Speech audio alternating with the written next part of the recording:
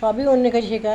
এই দুটো করলাকে আপনি টুকরো টুকরো করে কেটে মিক্সারে পিষে মনে করুন গরম জলের মধ্যে ফুটিয়ে একটা বাথটবের মধ্যে দিয়ে আপনি পা ডুবিয়ে রাখেন, আপনার সুগারের অব্যর্থ উপকার দেখবেন। তখন মুখের মধ্যে একটা তেতো তেতো ভাব আসছে, মানে সুগার কন্ট্রোলের জন্য এটা একটা অদ্ভুত থেরাপি কিন্তু।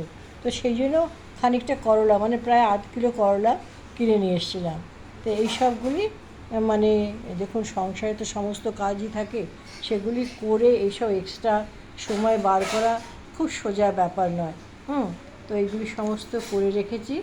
এগুলি করে রেখে ছোটো ছোটো জিনিস কিন্তু যদি আগে থেকে গুছিয়ে রাখি, দিন 10 একদম নিশ্চিন্ত।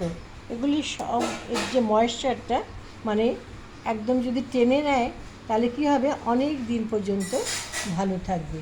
সেই জন্যে আমি একটা সুন্দর ভিডিও করলাম, আপনারাও দেখে করতে পারবেন।